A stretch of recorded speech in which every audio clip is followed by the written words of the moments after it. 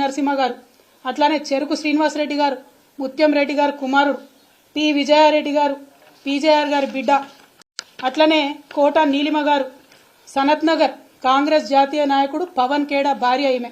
మన రాష్ట్రంతో సంబంధం లేదు, ఏం లేదు, కానీ సడన్గా వచ్చిర్రు, పారాషూట్ టికెట్లు. చిట్టం పర్ణికారెడ్డి గారు, మాజీ ఎమ్మెల్యే నర్సిరెడ్డి గారి మన్మరాలు, కూచుకుల రాజేష్ రెడ్డి గారు, నాగర్ కర్నూలు దామోదర్ రెడ్డి అన్న కొడుకు, కుందూరు జైవీర్ రెడ్డి గారు, నాగార్జున సాగర్ జానారెడ్డి గారి కొడుకు. మళ్ళీ ఇప్పుడు వాళ్ళ అన్నకి ఎంపీ టికెట్ కావాలని ఇవాళనే ఆయన అప్లికేషన్ కూడా పెట్టుకున్నారు జైవీర్ రెడ్డి గారు. కొండా సురేఖమ్మ గారు, మాజీ ఎమ్మెల్సీ కొండా మురళి భార్య, మల్లు బట్టి విక్రమార్క, అదేవిధంగా వాళ్ళ సోదరులు మల్లు అనంతరాములు గారు, మల్లు రవి గారు వారి తండ్రి గారు, వారు మొత్తం కుటుంబ నేపథ్యమే. ఇవాళ మల్లు బట్టి విక్రమార్క గారి భార్య ఖమ్మం ఎంపీ టికెట్ రేసులో కూడా ఆవిడ ఉన్నారు. మరి పట్లోళ్ళ సంజీవ్ రెడ్డి గారు, మాజీ ఎమ్మెల్యే పట్లోళ్ళ కృష్ణారెడ్డి గారి కొడుకు, మదన్ మోహన్ రావు గారు, వారిది కూడా కుటుంబ నేపథ్యమే. ఇట్లా ఒక్కొక్కటి చూసుకుంటూ పోతే గిన్ని కుటుంబాలకు మీరు ప్రోద్బలం ఇస్తున్నారు, ఇన్ని కుటుంబాలకు మీరు పోటీ చేసే అవకాశం ఇచ్చారు, ఇన్ని కుటుంబాలను మీరు మోస్తున్నారు. మళ్ళీ ఇలా కోమటిరెడ్డి రాజగోపాల్ రెడ్డి గారు ఏమంటారు, మా అన్నకు మంత్రి పదవి ఉంటే ఏమవుతుంది, నాకు రాదా మంత్రి పదవి అంటారు. మీరు మా మీద మాట్లాడే అర్హత మీకుందా? మీరు మమ్మల్ని మాట్లాడితే కేసీఆర్ గారిని ఇంకా కూడా తిట్టడం తప్పితే ఏం పని చేస్తున్నారో ఒకసారి తెలంగాణ ప్రజలకు దయచేసి తెలియజేయాలని నేను కోరుతా ఉన్నాను.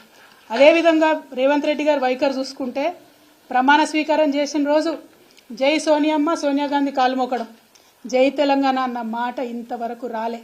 ఇంతవరకు జై తెలంగాణ అన్న మాట మన తెలంగాణ రాష్ట్ర ముఖ్యమంత్రి గారి నోటి నుండి రాలే. అమరవీరులకు ఇంతవరకు ఒక్కసారి నివాళులు అర్పించలే. అమరజ్యోతికి పోయేటటువంటి తీరిక కూడా కనీసం ఈ ముఖ్యమంత్రి గారికి లేరు.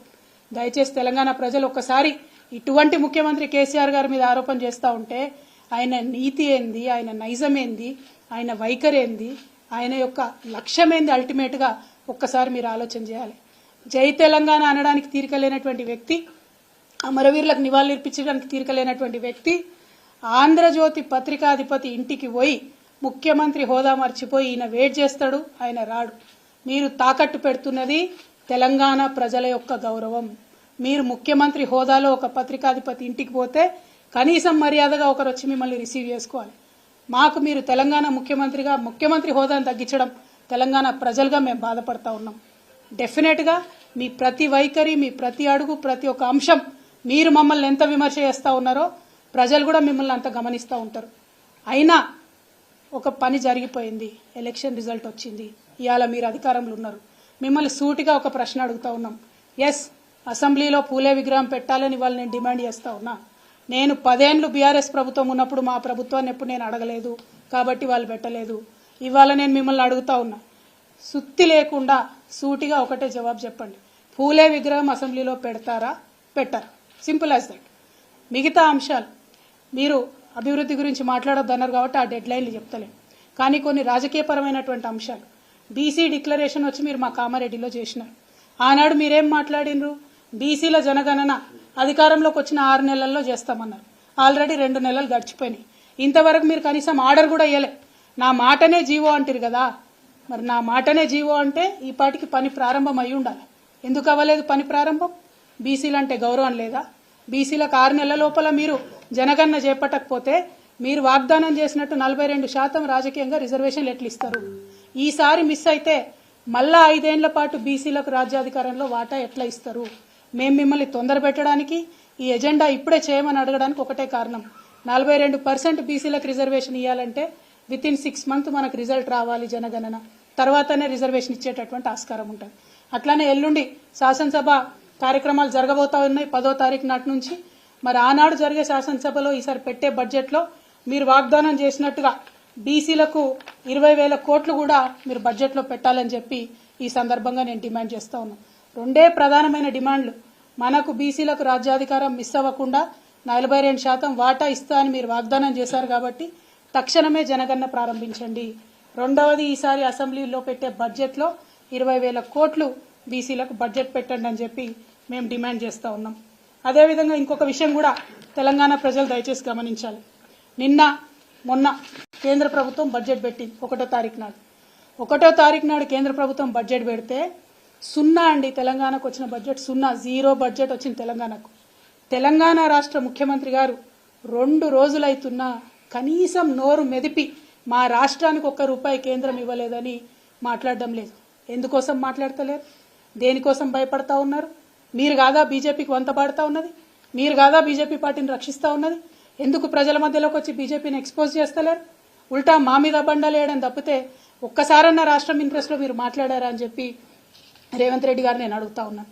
అట్లానే ఈ రాష్ట్రంలో వీళ్ళు అధికారంలోకి వచ్చిన 60 రోజులలో దాదాపు ఒక 18-20 కొత్త నియామకాలు సృష్టించడం జరిగింది. ఆ నియామకాలన్నింటిలో ఎస్సీల వాటా ఎంత, బీసీల వాటా ఎంత ఒక్కసారి ప్రజలకు మీరు చెప్పవలసిందిగా నేను కోరుతా ఉన్నాను. అంటే మీ యొక్క పరిపాలనలో 60 రోజులు జరిగిన ఈ పాలనలో సామాజిక దృక్కోణం అనేటటువంటిది మాకు కనబడతలేదు. తెలంగాణ అంటేనే సబ్బండ వర్ణాలకు సంబంధించినటువంటి జాతి మన తెలంగాణ జాతి. అందుకే కేసీఆర్ గారు 2001లో పార్టీ పెట్టినప్పుడు ఆనాడే నిర్ణయం తీసుకున్నారు. పార్టీ ప్రతి కమిటీలో 50% బీసీలకు రిజర్వేషన్ ఉంటుందని అన్నారు. 2001 నుంచి ఇవాళ 2023 వరకు కూడా మా పార్టీలో అన్ని కమిటీలలో బీసీలకు 51% వాటా ఇస్తున్నామని సగర్వంగా మేము తెలియజేస్తా ఉన్నాం. మేము అధికారంలో ఉన్నప్పుడు 50 చైర్మన్ పోస్టులు వేస్తే 24 పోస్టులు బీసీలకు ఇచ్చినటువంటి ఘనత కేసీఆర్ గారిదని చెప్పి తెలియజేస్తా ఉన్నాం. కేసీఆర్ గారు ఇచ్చినటువంటి మార్గదర్శకంలోనే వారిచ్చినటువంటి స్ఫూర్తితోనే ఇవాళ అసెంబ్లీలో పూలే విగ్రహాన్ని డిమాండ్ చేస్తా ఉన్నాం. గౌరవ ముఖ్యమంత్రి గారు పూలే జన్మదినం ఏప్రిల్ 11వ తారీఖు ఆ లోపట స్పష్టమైనటువంటి ఒక పాజిటివ్ ప్రకటన విగ్రహ ఏర్పాటు గురించి చేయాలని డిమాండ్ చేస్తా ఉన్నాం. Thank you. జై తెలంగాణ.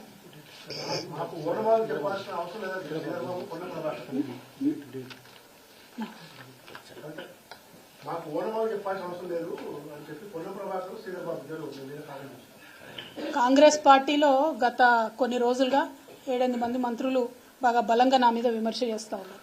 అందులో మా పొన్నం ప్రభాకర్ అన్న కూడా చేస్తున్నాడు. అయితే ప్రభాకర్ అన్నకు అర్థం కావాల్సింది ఏంటంటే మేము చేస్తున్నటువంటి ఈ డిమాండ్తోని అత్యధికంగా లాభపడేది పొన్నం ప్రభాకర్ అన్ననే. ఒక దళిత్ ఇవాళ డిప్యూటీ సీఎం ఉన్నారు, సీతక్క కూడా డిప్యూటీ సీఎం ఇచ్చేటటువంటి ఆలోచన ఏదో నడుస్తుందట. అట్లనే పొన్నం ప్రభాకర్ అన్నకు కూడా మనం డిమాండ్ చేస్తాం కదా, రేపటినాడు బీసీల వాటా అడుగుతాం కదా. ఎక్కువ రాజకీయంగా లబ్ధి పొందేది వాళ్ళే. కాబట్టి పొన్నం ప్రభాకర్ అన్నకు నా రిక్వెస్ట్ ఏంటంటే మీ కోనమాలు చెప్పేంత పెద్దదాన్ని